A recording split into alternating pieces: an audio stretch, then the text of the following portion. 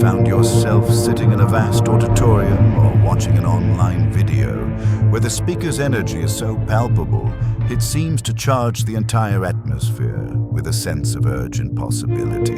Perhaps you recall a moment when a motivational guru took the stage. Music blaring, the audience pumped and delivered a rousing speech that made your heart pound with excitement. You might have stood there, clapping and nodding, feeling your pulse quicken with a kind of electric conviction that says, yes, this is it. In that moment, it is as if all your goals have suddenly realigned with your deepest desires. You're left thinking that your life is about to change forever. There is a sense of power in the air, a unifying belief that everything can be transformed right here and now, simply by deciding it must be so.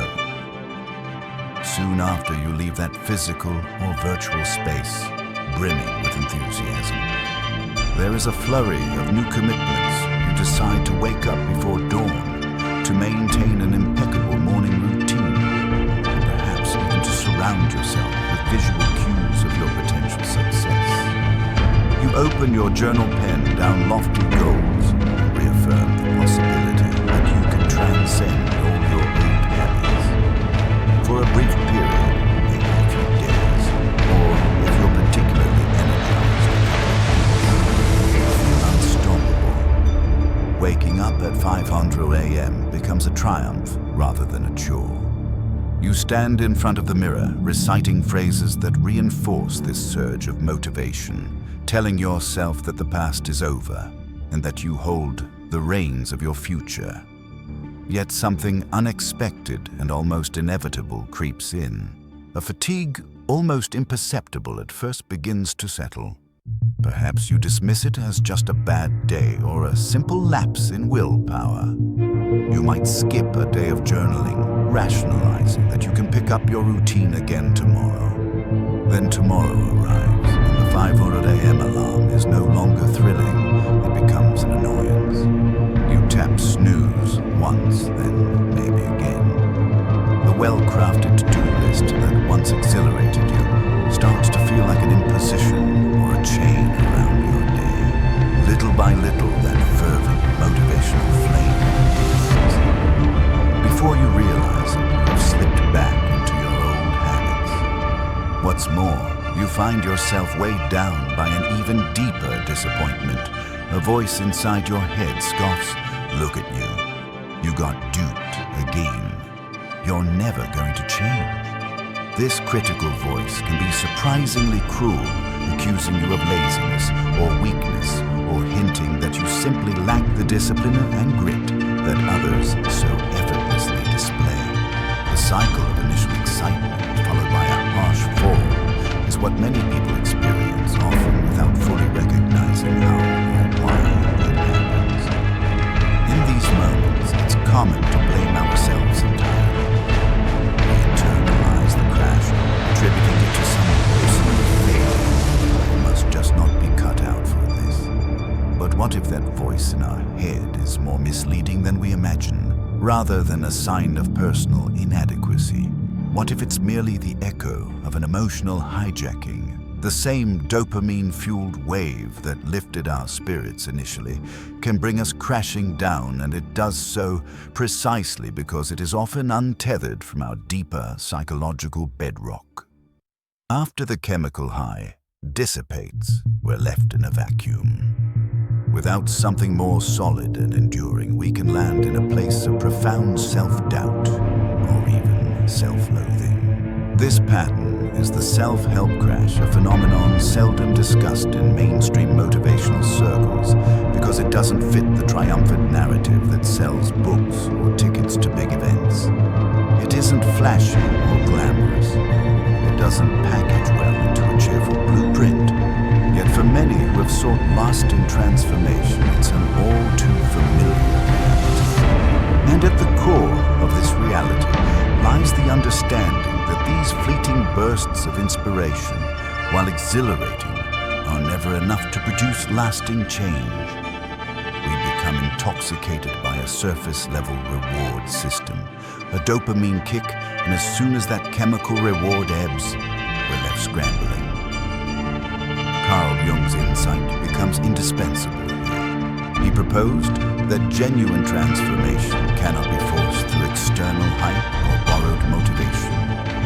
It must be rooted in a deeper engagement with our internal life. Central to his work is the idea of the shadow, which refers to the neglected or unconscious aspects of our psyche. When our efforts at change ignore this internal depth, what we gain in superficial motivation is quickly undone by the raw, unaddressed parts of ourselves that eventually rear their heads. If you've ever felt that you're stuck repeating the same patterns, spurred on by fleeting inspiration and then undone by a return of old habits, it's entirely possible you're struggling against an unintegrated shadow. In other words, transformation is not about layering positivity onto every challenge. It is about descending into the parts of ourselves that have long been denied a voice. To understand this dynamic thoroughly, picture motivation as a bright flare that lights up the night sky. It illuminates everything around you for a brief spell, making the darkness seem less daunting and giving you hope that you can blaze forward. In the afterglow of that flare, however, the night returns, often feeling even darker by contrast. The self-help crash is like that moment when the flare's light flickers out. At first, you are disoriented. You question why you can't sustain that brilliant glow. You wonder whether it's a lack of resolve or some personal shortcoming that keeps you from carrying that bright clarity day after day. The explanation, according to Jungian thought, is far more nuanced. Our psyche is composed of multiple layers. The conscious self we identify with the persona.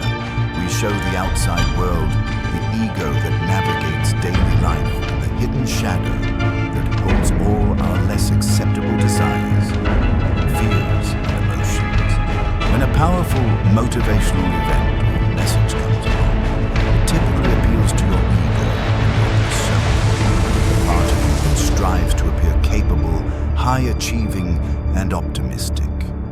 You may willingly align with the demands of that motivational message because it resonates with how you want to be seen, both by yourself and others. But the persona is just that, a facade, a role we learn to play so we can function in society. Beneath it, in the shadow, lie all the traits and experiences we've repressed or found too troubling to face. This shadow includes anger, jealousy, regret old wounds, and even positive qualities we've abandoned for fear they won't be accepted. When you attend a high-energy seminar or devour an uplifting self-help book, you might bypass your shadow entirely. The motivational material doesn't necessarily ask you to engage with your hidden fears or your deeper anxieties. Rather, it points you toward an ideal vision of yourself that is all success, positivity, and forward momentum. However, no matter how dazzling the mask or how ardent the affirmations, your shadow remains an integral part of you. When that initial motivational high subsides, your day-to-day experiences continue to be influenced by unacknowledged emotions and unhealed wounds. This leads to the distinct phenomenon of being pulled back into patterns you thought you had escaped: procrastination, negative self-talk, or avoidance behavior.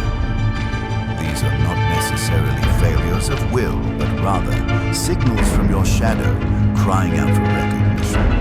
You can push them away through sheer positivity for a while, but they will keep resurfacing as long as they remain unaddressed. The more vigorously you cling to the motivational high, the harsher the crash feels. Why?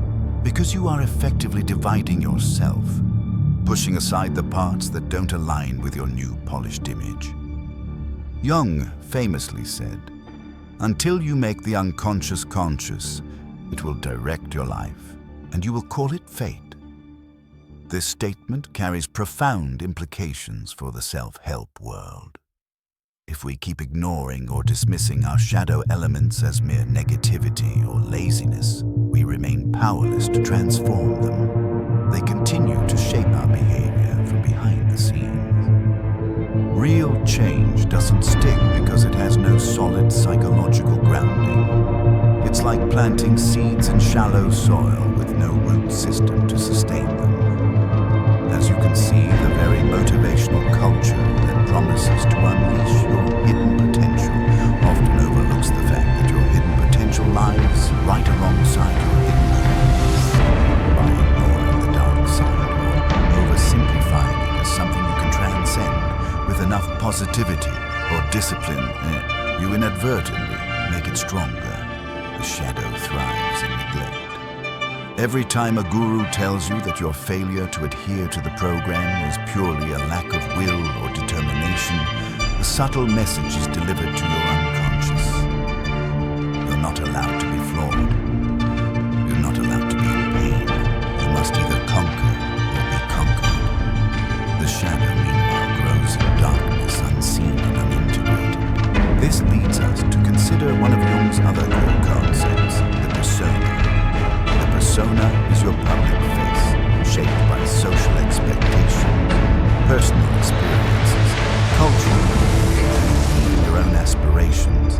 It is neither inherently good nor bad, but it can become problematic if you begin to mistake it for your entire identity. Think of a social media profile where you carefully choose which photos to post, which achievements to highlight, and how to frame your thoughts for public approval. That curated self is essentially your persona, a representation carefully tailored to meet the criteria for acceptance or admiration in a given environment. Self-help culture often amplifies the persona, telling you that you can be anything you want if you adopt the right mindset and behaviors. Indeed, many motivational seminars and personal development programs revolve around crafting a winning persona, confident, fearless, unshakable. We see checklists for how to project confidence scripts to conquer social anxiety or tips to maintain unwavering focus.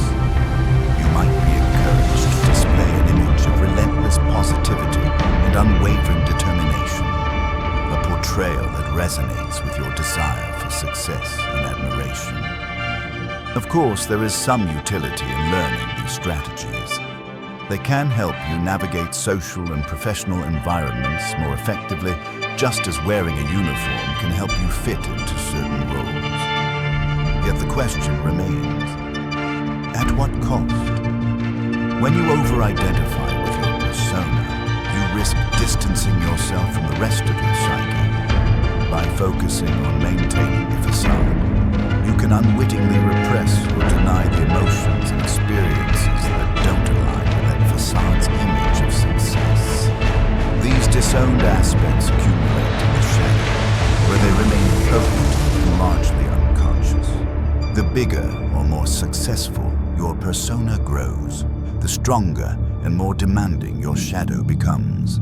It is the hidden flip side of the coin, and if you never investigate it, it will eventually leak out into your behavior, often in ways that sabotage your carefully constructed persona. In practical terms, this means that the perfect morning routine, the never-ending hustle, or the power pose you adopt in front of the mirror each day can only get you so far. If you are ignoring your unhealed traumas, your latent resentments, or your deeper sense of fear and unworthiness, these issues will resurface in moments of vulnerability. Perhaps they appear as unexplained anxiety, sudden anger, bouts of depression, or self-sabotaging behavior that feels almost beyond your control.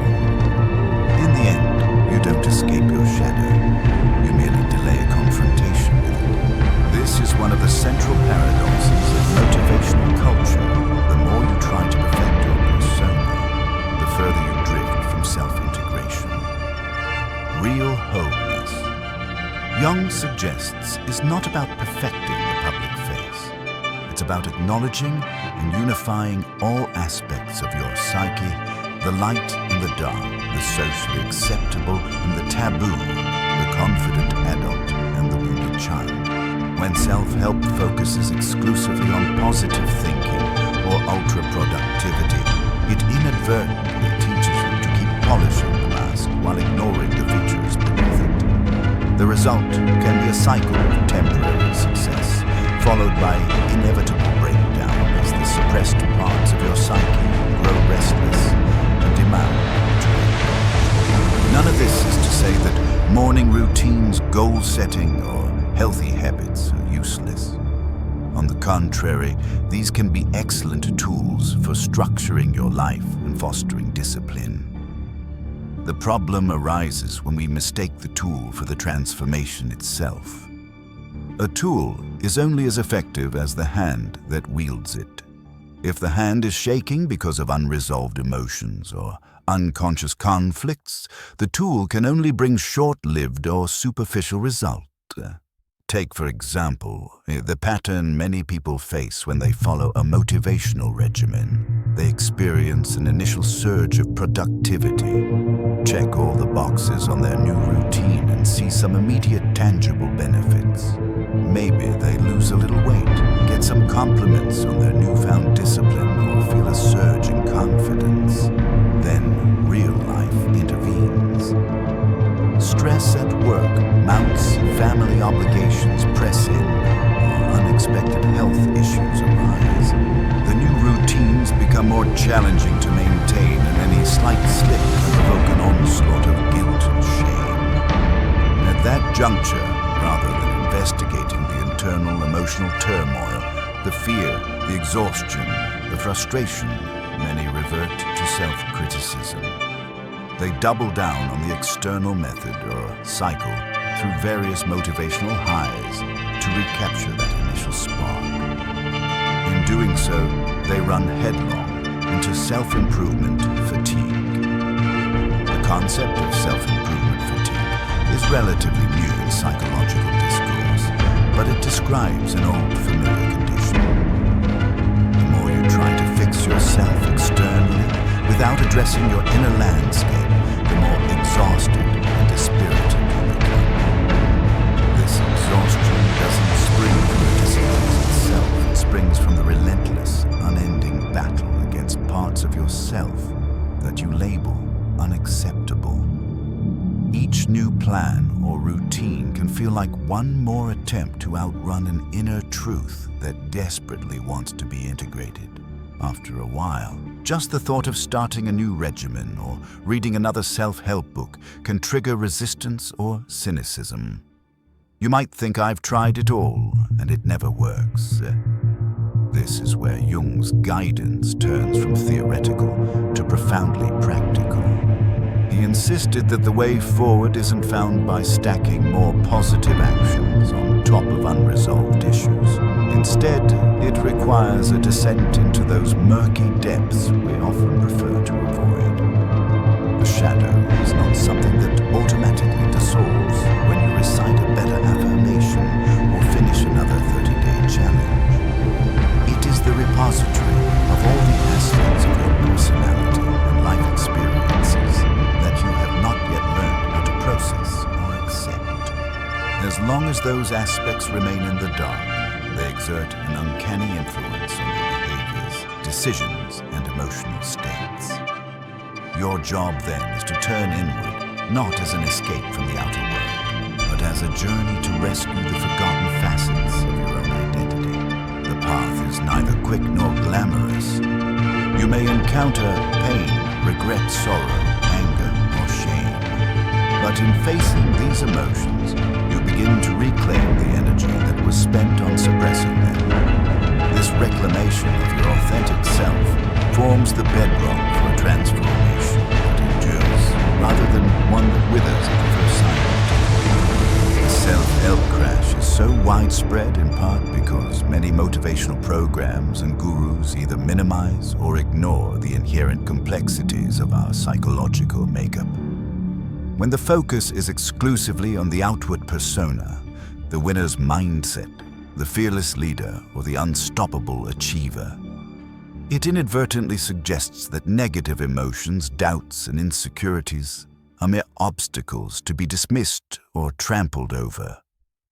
Slogans like "no excuses" or "conquer your fears" can be empowering in a limited context, but they can also foster self-denial. Real emotion doesn't vanish just because you slap a more cheerful label on it.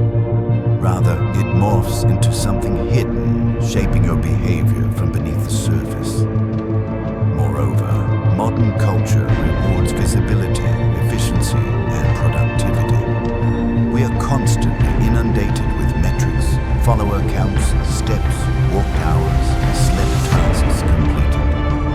These numbers can become surrogates for worth, providing a temporary sense of validation.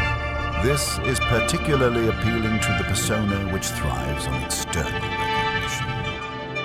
Yet none of these metrics can measure the depth of your inner world. They do not capture the sense of meaning or wholeness that arises from truly knowing and integrating yourself, shadow and all. The shadows remain in the dark, unrevealed by the bright but narrow beam of the spotlight that measures success. Carl Jung's famous admonition, "What you resist not only persists, but will grow in size," applies here like never before. Each time you brush aside an uncomfortable truth about yourself, be it envy, sadness, or insecurity, it lodges deeper in your psyche. It doesn't dissolve, it accumulates energy. The more energy it collects, the more pressure it exerts on your conscious mind. Eventually, that pressure forces a release. It can appear as a meltdown, a health crisis, or a pattern of self-sabotage that seems inexplicable. You may end up exclaiming, "I was doing so well. Why did I suddenly blow it?" The reason is not a moral flaw in your character. Rather, it is the shadow demanding acknowledgement. If this is beginning to sound daunting, that's because shadow work is inherently challenging. It's much simpler to look for feel-good messages, slick productivity hacks, or shiny frameworks that promise immediate transformation. But as alluring as they are, these quick fixes are built on shaky ground if they fail to address your internal complexities. The deeper truth is that real lasting change requires building a relationship with these exiled parts of yourself. It calls for sustained reflection, emotional courage, and perhaps a willingness to unravel and reweave your sense of self. In essence, the human psyche operates much like an ecosystem. If we overcultivate certain fields, those aspects we consider good, positive, or socially rewarded, and neglect or poison the others, the imbalance will eventually manifest as a crisis. The neglected fields, the shadow cannot just be fenced off indefinitely. They harbor the nutrients, the decaying matter, and even the seeds for future growth that are indispensable for maintaining a balanced internal environment. If the soil is left unattended, weeds sprout in unexpected places, and the entire ecosystem suffers. On the flip side, when tended to with awareness, these neglected fields can become rich sources of insight, creativity, and authenticity. Imagine a scenario where your motivational drive leads you to harness an impressive work ethic, pushing you to excel in your career. This is on the surface wonderful.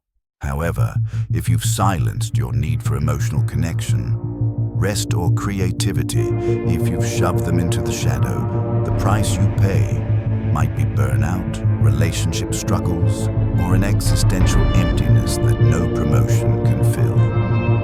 This is the real reason so many people attain a measure of success, but then feel hollow or disillusioned. Their persona was rewarded by the external world, but their shadow remains starved of attention, longing to be heard. Thus, recognizing the limitations of persona-centric motivation is the first step toward a more authentic transformation. We need not vilify the persona. It serves a crucial function in helping us adapt to social life.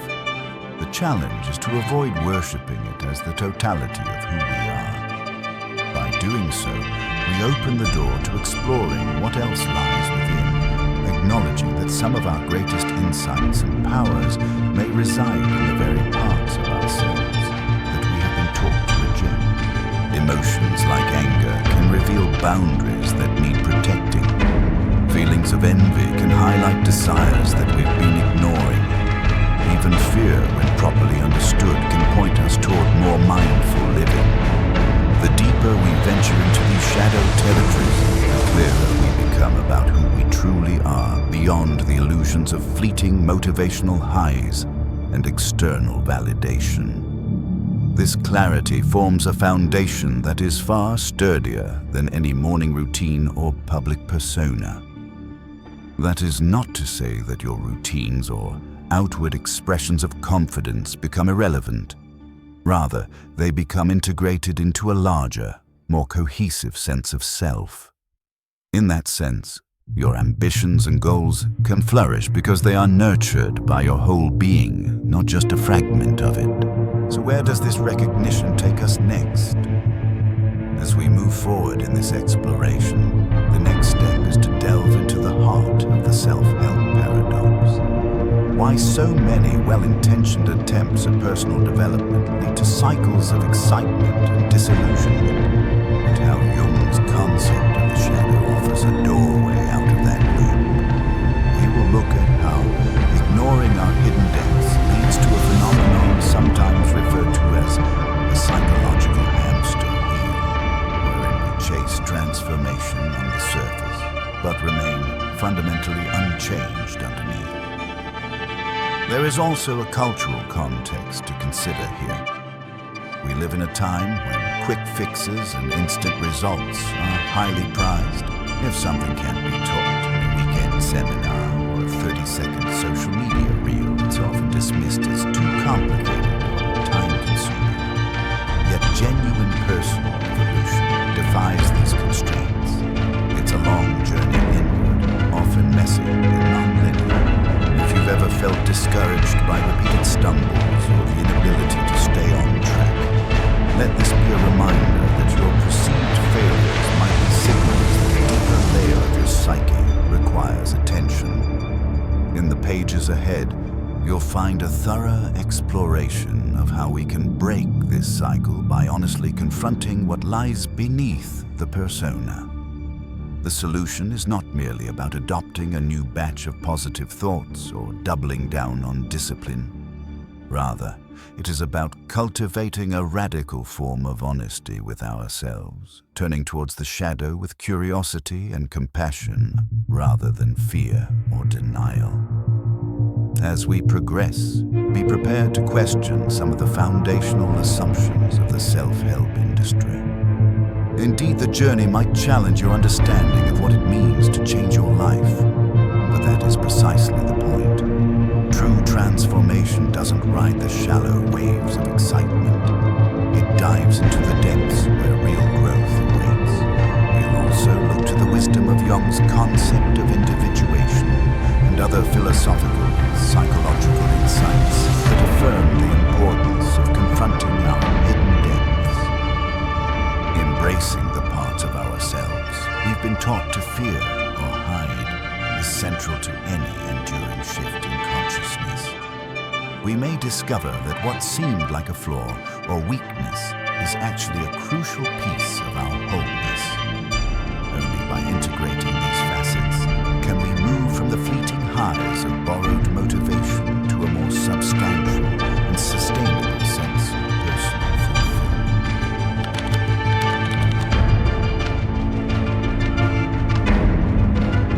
Having established how short-lived motivational highs can lead to a self-help crash, it's time to examine more closely the interplay between our outer persona and our inner. We often hear that success in life hinges on self-discipline, unbreakable confidence, and relentless positivity. Countless programs promise to train your mindset to conform to these ideals. Yet these prescriptions typically address the conscious mind and persona giving minimal attention to the unconscious forces that also shape our destinies. To grasp why this is problematic, we must first look at the unconscious itself, which Carl Jung aptly described as the reservoir of all that we have forgotten, repressed, or never fully acknowledged. Think about the persona as a well-crafted suit of armor. It can be shiny, impressive, and even intimidating to those who witness it from the outside. But armor serves a dual purpose. It protects you, but it also restricts your movement and obscures what lies beneath. Many motivational seminars effectively polish this armor, helping you present a striking figure to the world. When you say your confident affirmations, strike your power poses, and champion a can-do attitude, you're effectively burnishing the outward image you present. You might feel a temporary boost after all. To see oneself reflected in the admiring eyes of others can be exhilarating. Yet if you neglect the raw humanity inside your vulnerabilities, wounds, anxieties and yearnings, eventually wearing that armor becomes oppressive. Part of the reason wearing this persona armor becomes oppressive is due to the sheer amount of energy required to maintain it. After all, your unconscious mind doesn't simply vanish because you've decided to shine your external image. If anything, your unresolved shadow grows more restless, demanding attention. When your internal world calls out for recognition through dreams, sudden mood swings, or moments of irrational fear or anger, it can clash violently with the poised image you're trying to hold together.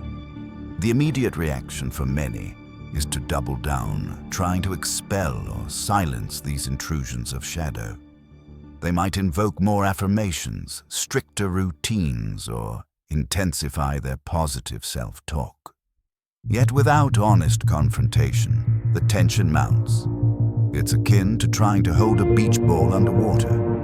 Eventually, it's going to burst to the surface with greater force. Compounding the issue is the cultural and economic framework of the self-help industry. Many of the most popular personal development speakers and authors rely on the promise of rapid transformation. Their business model thrives on giving you that quick, inspirational rush, that sense of, yes, I can fix everything if I just follow this plan. The disclaimers about consistent effort are often overshadowed by the allure of dramatic, instant results. This synergy, where consumers want quick fixes and providers sell them, keeps the conversation focused on short-term solutions. Rarely is the core message: face your darkest fears, confront your repressed trauma, and allow yourself the uncomfortable process of shadow integration. It's simply not as marketable a message as 10 steps to unshakable confidence or crush your goals like a boss. Nevertheless, the deeper truth remains: any persona-centric approach that neglects the shadow is built on insane. The persona may look grand and unassailable for a while, but a single storm, one emotional upheaval, one major life stressor can wash away the facade. This leaves you not only vulnerable but also confused as to why your well-polished image and relentless positivity weren't enough to weather the storm. Many disillusioned blame themselves and conclude that they need an even stronger or better method next time. This sets off a perpetual cycle of searching for the next motivational high, the next big promise, or the next guru whose words can reinflate that persona. To delve deeper into this, let's consider Nietzsche's concept of slave morality as an instructive parallel. While Nietzsche's critique was largely directed at societal and religious constructs that encourage passive acceptance of external values, we can apply a similar lens to certain patterns in the self-help movement. People who rigidly follow externally defined ideals of success, be they about wealth, productivity, or even happiness, without ever questioning whether those ideals align with their deeper self, are essentially adopting a form of slave morality. They might proclaim independence or personal power, but in reality, they are submitting to a cultural script that defines what a successful or worthy life looks like. This is not to disparage those who value hard work and discipline. Such qualities can be inherently worthwhile when they serve a purpose, rooted in one's authentic desires and values. The problem arises when these qualities become hollow performances, oriented solely toward external validation. For instance, you might spend countless hours at the gym not because movement nourishes your body and spirit, but because you feel pressured to look a certain way in Instagram photos. Or you might stay in a demanding job that drains you emotionally, all because you've been told that a specific salary or job title is the marker of real achievement. Layered on top of this, the motivational industry often endorses a narrow definition of success, usually revolving around financial freedom, physical health, or social status, and presents it as universally applicable. Rarely is there room in these frameworks to explore the nuances of personal calling, moral ambiguity, or emotional complexity. Consequently, those who achieve these touted metrics may find themselves feeling strangely empty. They played the game and won according to the rules set by the culture, but the victory doesn't satiate their deeper longing for meaning. That longing is often a voice from the shadow, insisting there's more to life than societal checklists. Jung's perspective resonates here. If we never question the ideals we are striving to embody, we risk mistaking cultural norms for personal truth. The persona becomes conflated with the self, and any deviation from the prescribed path may trigger guilt, shame, or fear. Another person might choose a simpler life, focusing on creativity or family relationships, but from the viewpoint of the always be hustling narrative, such a choice might be scorned as laziness or a lack of ambition. Yet in reality, that choice might reflect a deeper alignment with what the individual soul truly needs. The question, whose dream am I chasing, thus becomes essential for breaking out of the motivational hamster. Let's now pivot to the shadow's role in this entire structure. The shadow encompasses all the traits, desires, and impulses that we disown for being socially unacceptable, morally questionable, or emotionally painful. These can include envy, hatred, lust, greed, and fear, but also suppressed creativity, unacknowledged talents, and the capacity for emotional vulnerability. When we enter the self-help arena, it's often with the assumption that these aspects can be overcome or eradicated purely through positive thinking or discipline. We treat them like weeds that must be pulled out so our best self can flourish. In truth, the shadow can't simply be yanked out like a weed. It is entwined in the soil of our psyche.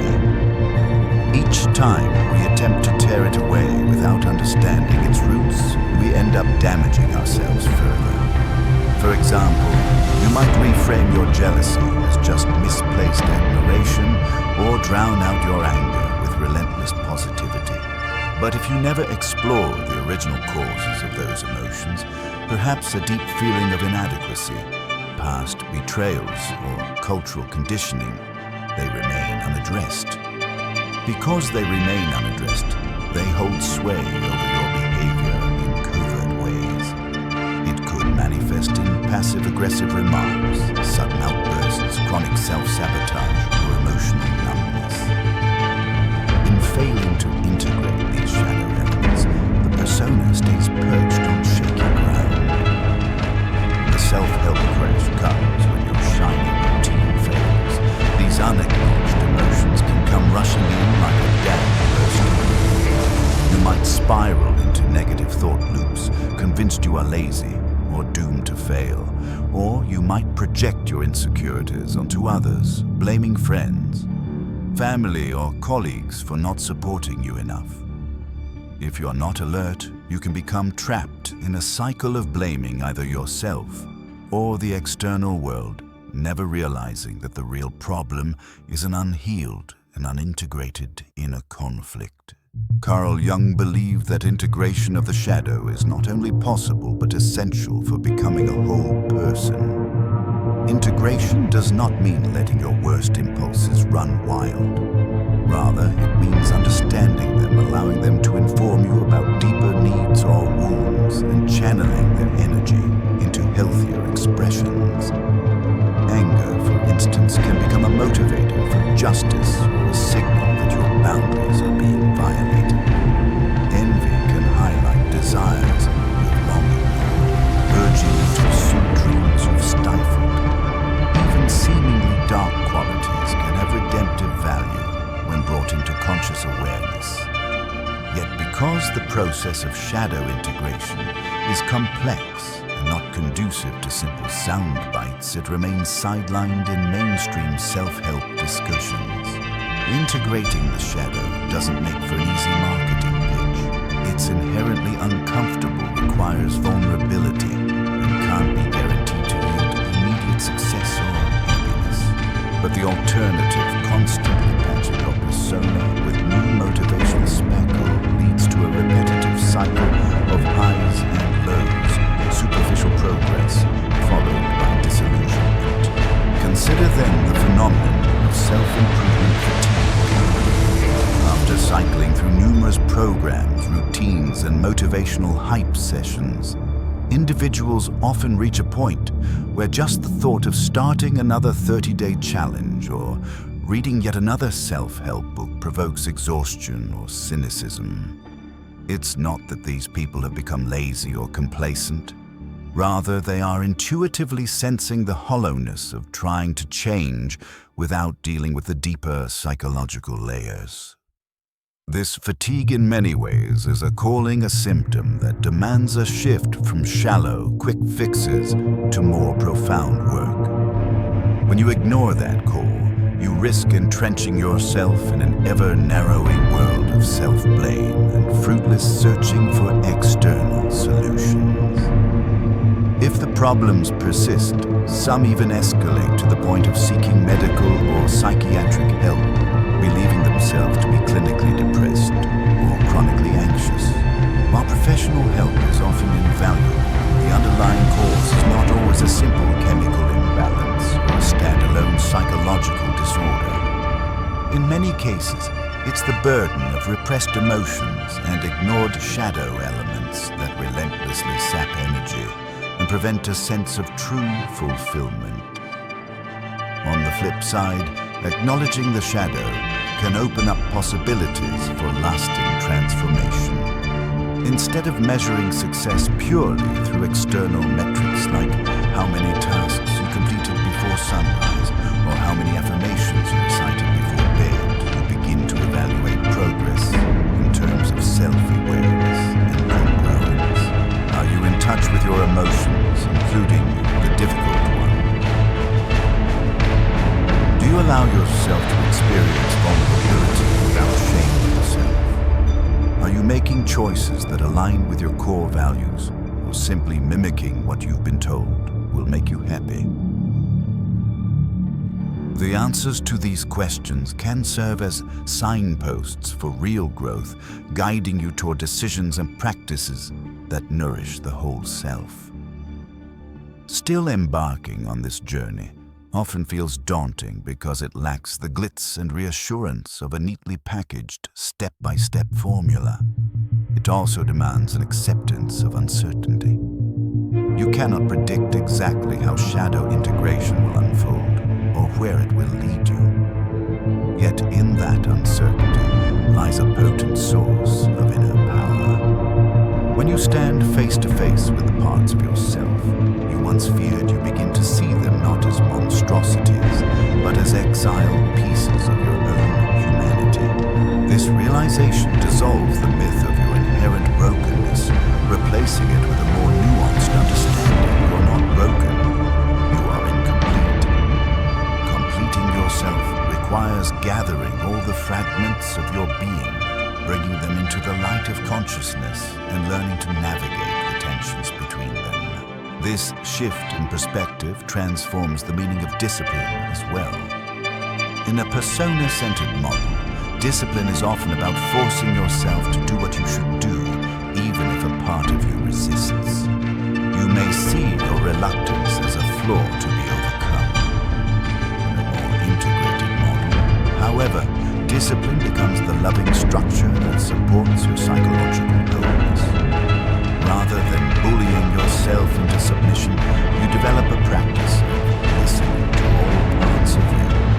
Your drive, your fears, your hopes, your misgivings, and making decisions that honor your values and legitimate needs. This kind of discipline is dynamic and adaptive, not rigid. It acknowledges that some days you may need rest, not a 500 a.m. workout. Similarly, goal setting transforms from a chase for external validation into a process of aligning with your deeper calling. Instead of chasing someone else's definition of success, you become curious about what genuinely excites and fulfills you. This doesn't mean you abandon ambition. It means your ambition becomes rooted in authentic desire rather than cultural scripts. You move from performance to embodiment. In performance, you do things to be seen a certain way by yourself or others. In embodiment, you do things because they reflect your integrated self, a self that includes both light and shadow.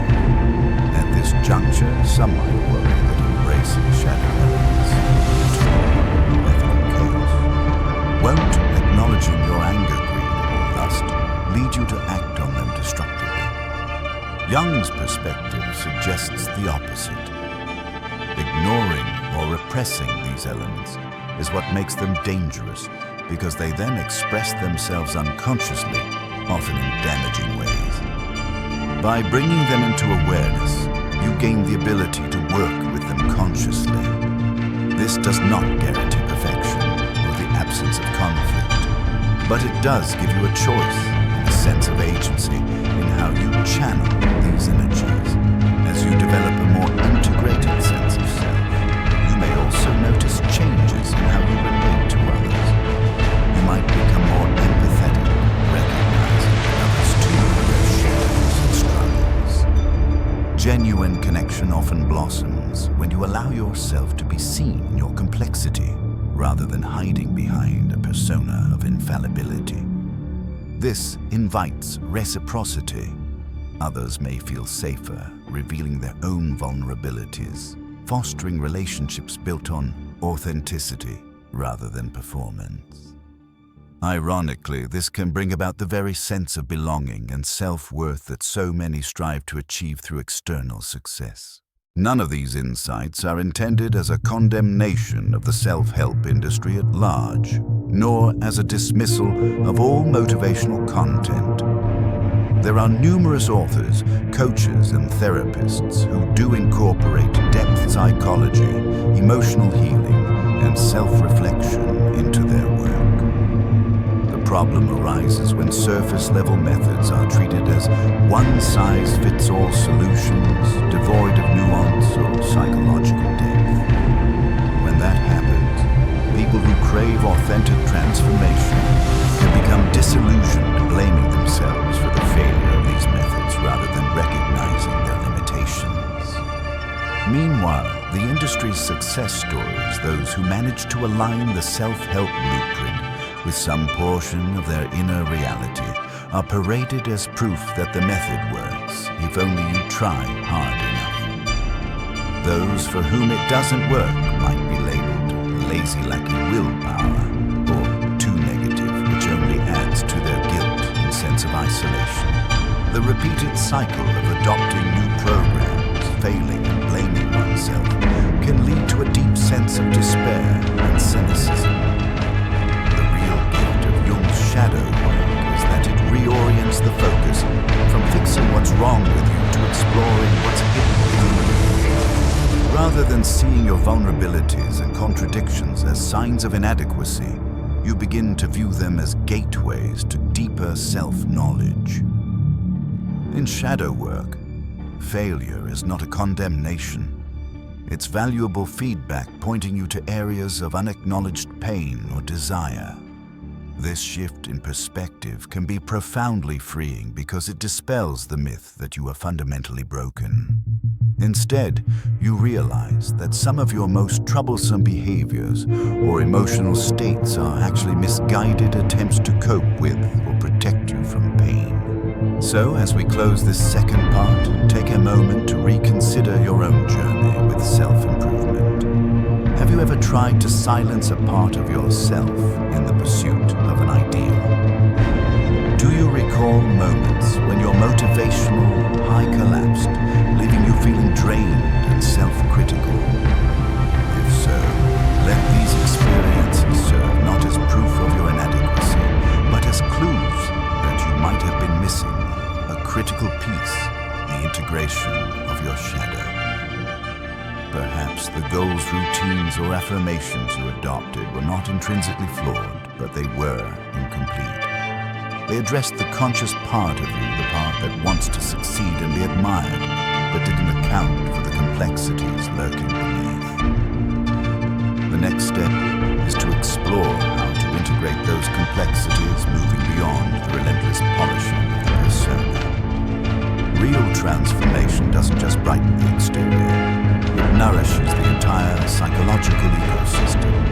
It demands an honest confrontation with the ways in which you have hidden parts of yourself, and a sincere willingness to welcome those parts back into awareness. In the upcoming section, we will discuss how Carl Jung's concept of individuation can guide us in this endeavor. Individuation transcends the surface-level approach to self-help, aiming not just at improvement, but at wholeness. It is at its core a process of becoming who you truly are not by rejecting your shadows, but by embracing and integrating them.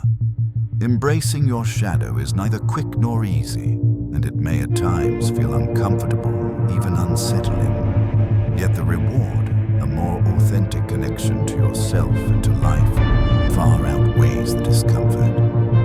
In this sense, the motivational crash can be understood as a wake-up call, a nudge from your deeper psyche that says, something's not right with this surface approach. Look deeper. If you heed that call, you may discover a pathway to growth far richer and more sustained than any fleeting motivational high.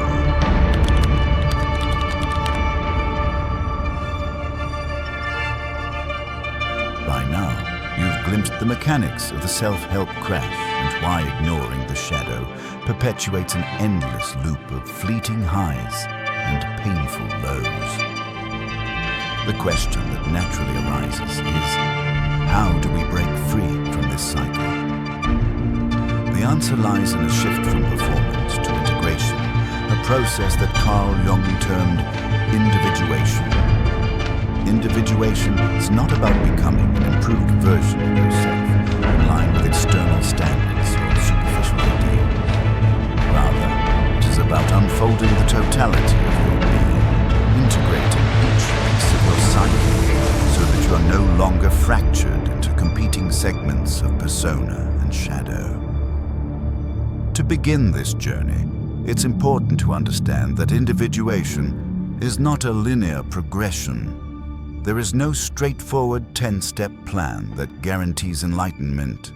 Instead, the process is deeply personal, shaped by your unique life experiences, temperament, and values. At its core, individuation involves a willingness to examine all that you have repressed, whether it's painful memories, socially frowned upon impulses, or vulnerable emotions, and to treat these elements not as invaders, but as exiled members of your inner family. Yet in a culture that glorifies quick solutions, this can feel counterintuitive or even indulgent. After all, shadow work doesn't show immediate results on the same metrics that measure success. You don't get a certificate for acknowledging a neglected child. Nor do you earn a standing ovation for sitting with uncomfortable emotions until they loosen their grip. This inward work often goes unnoticed by others, but it profoundly shapes your relationship with yourself and the world around you. Instead of constantly seeking external proof of your worthiness, you cultivate an inner solidity that can weather the inevitable ups and downs of life. Jung's own life exemplified this. He underwent a massive internal crisis known as his confrontation with the unconscious after his break with Sigmund Freud. During this period, Jung was haunted by intense visions, dreams, and emotions that threatened his sanity.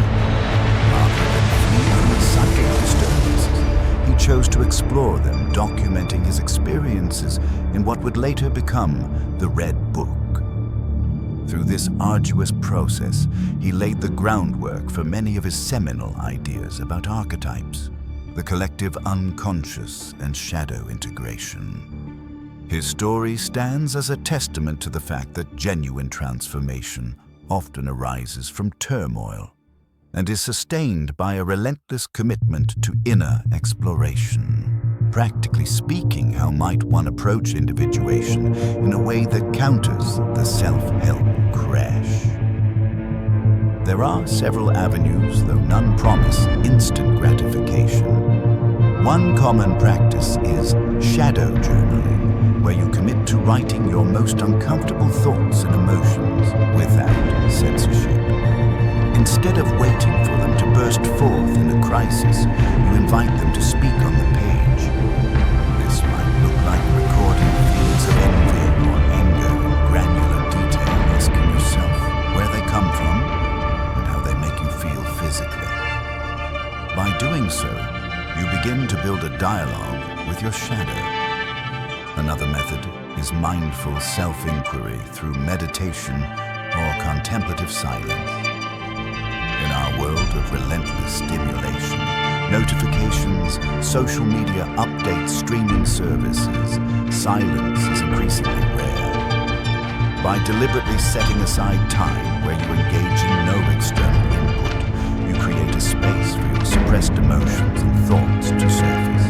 This can be uncomfortable at first, as the mind tends to race toward any distraction to avoid what lurks beneath. But with practice, you'll find that these sessions can become profoundly illuminating. They reveal the layers of emotion and thought that ordinarily remain drowned out by the noise of daily life.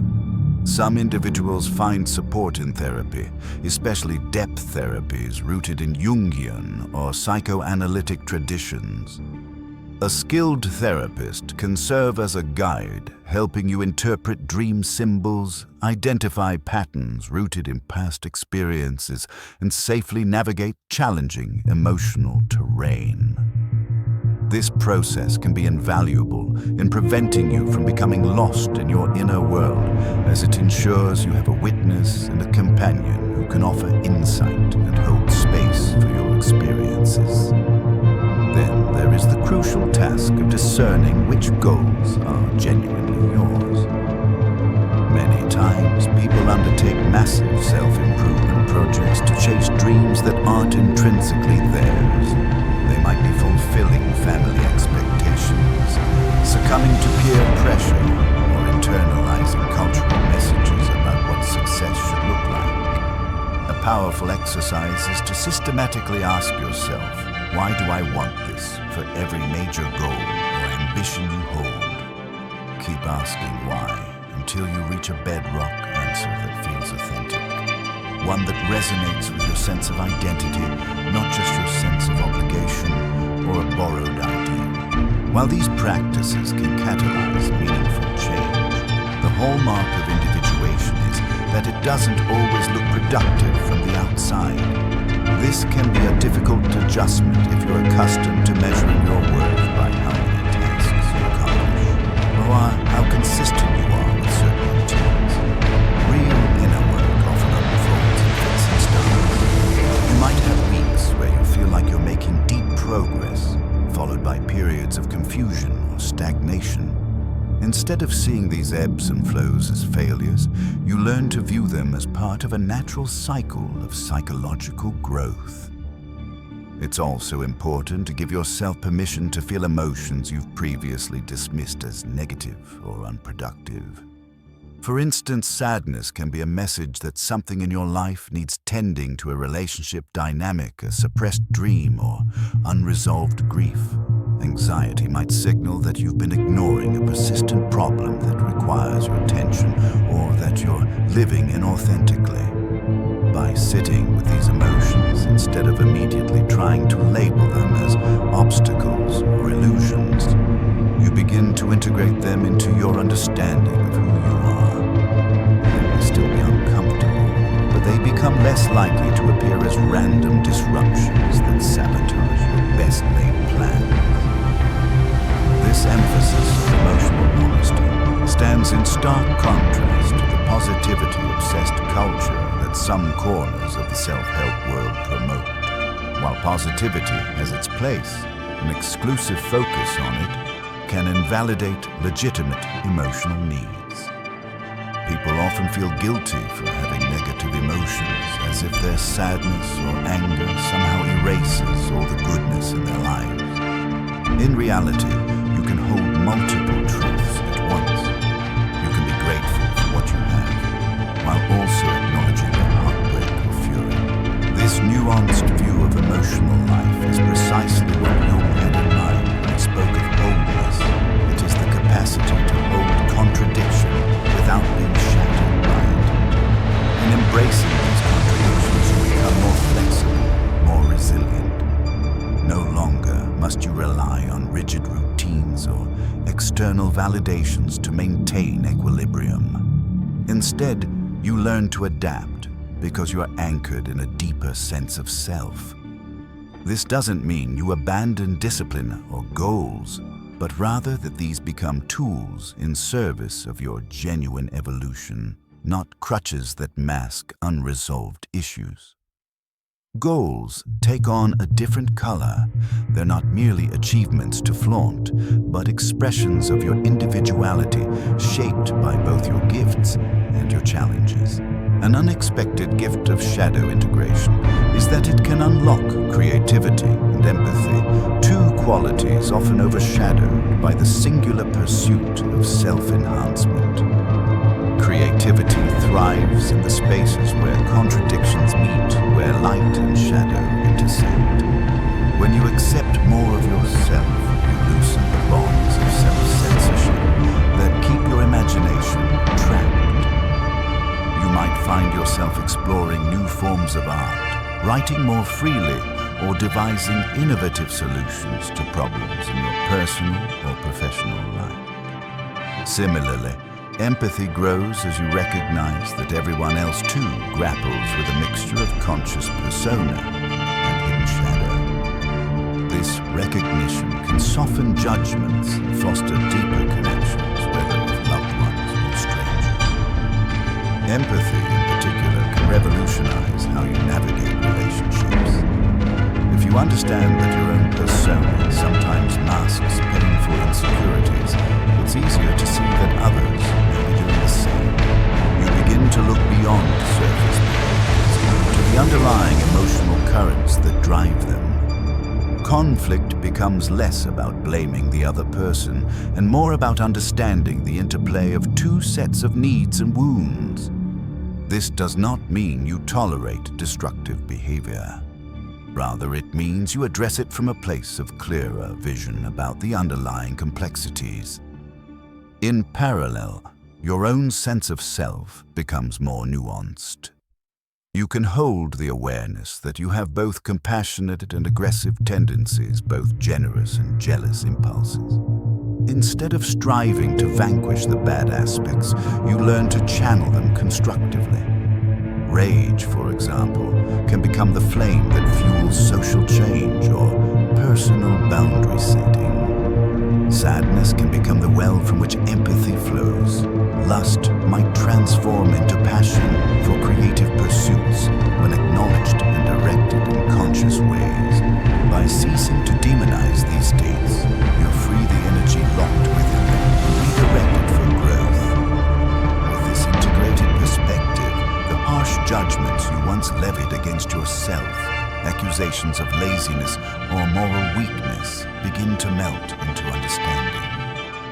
You realize that these so-called flaws may have been coping mechanisms shaped by deeper wounds or unmet needs. This doesn't absolve you from taking responsibility for your behavior, but it shifts the focus from self-condemnation to self-compassion. In turn, genuine responsibility emerges because you are now equipped to navigate your actions with insight and care rather than through denial. As you walk the path of individuation, you'll likely revisit some of the same ideas touted by mainstream self-help: discipline, confidence, goal setting, and see them through a different lens. Discipline might become a self-care practice, one that respects your emotional signals and fosters balance rather than a punishing routine used to shame yourself into compliance. Confidence might no longer be a loud assertion of your persona's superiority, but rather a quiet trust in your ability to face whatever arises, be it external adversity or internal turbulence. Goal setting transforms into a reflective process aligned with your inner truth rather than external pressures. One could argue that this is the true promise of self-help. Stripped of its exploitative or superficial elements, the cultivation of a deeply rooted personal autonomy and authenticity. Ironically, in reaching this point, you might cease to call it self-help. You might see it instead as self-discovery or self-integration. The language of improvement implies a deficiency that needs correction, whereas integration implies building wholeness from within. The subtlety of this shift in perspective can change everything.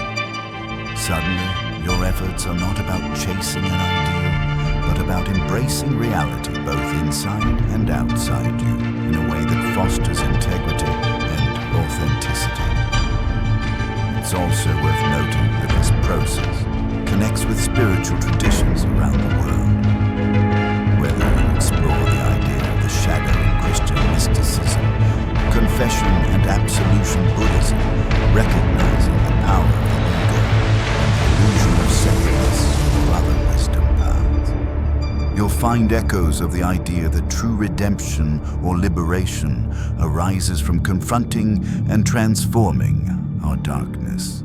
The language and rituals differ, but the underlying principle remains remarkably consistent. We must make the unconscious conscious if we want to be free from its control. In a world that increasingly celebrates efficiency and measurable outcomes, taking this path may feel countercultural. But perhaps that is precisely why it's necessary. Our collective emphasis on metrics and achievements can starve our inner life. Remember, an unexamined psyche can lead to collective shadows, playing out on large scales, manifesting a societal polarization, dehumanization, or destructive behaviors rationalized in the name of progress. On an individual level, ignoring the psyche's depths leads to burnout, mental distress, and a sense of existential emptiness. On a collective level, it can lead to widespread social ecological harm.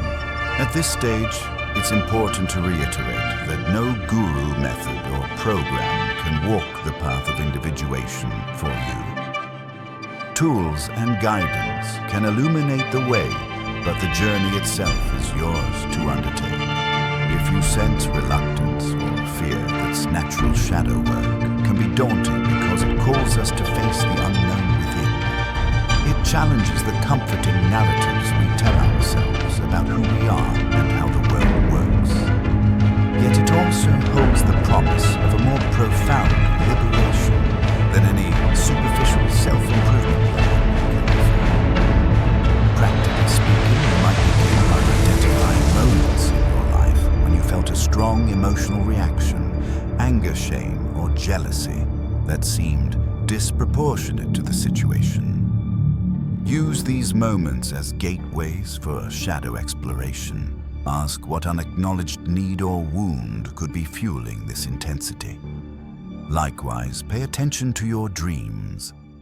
Jung believed dreams are a royal road to the unconscious, often revealing truths we're hesitant to face in our waking life. Approach them with curiosity. Keep a dream journal note, recurring themes or symbols, and see if you can draw connections to your waking experiences. Another powerful approach is to notice when you project traits onto others, times when you say, "That person is so arrogant," or "She's unbelievably needy." Often what irritates us most about others mirrors traits we're uncomfortable with in ourselves. By recognizing these projections, you can begin reclaiming the energy you've cast outward, seeing that the same qualities exist within you in some form, albeit expressed differently or hidden in your shadow. This can be an unsettling realization, but it's also liberating, for each reclaimed projection brings you closer to wholeness. In closing, understand that the self-help crash, those moments of plummeting motivation and rising self-doubt, can be interpreted not as failures, but as calls to deeper work.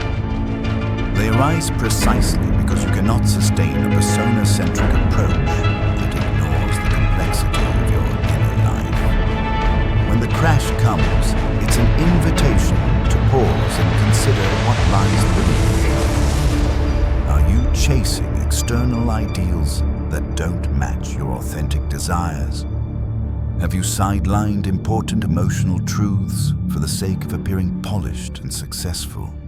Is your shadow screaming for acknowledgement? If you heed that invitation, you embark on the path of individuation. The old cycle of high crash guilt repeat transforms into a spiral of awareness, integration, and gradual growth. Each cycle you move through leaves you slightly more in tune with yourself, slightly freer from the shackles of an unexamined persona. Over time, you may find that the dramatic highs and lows stabilize into a deeper, more grounded sense of purpose and presence. Your actions, once driven by the need to prove something, shift toward genuine self-expression and service. Jung's wisdom stands firm.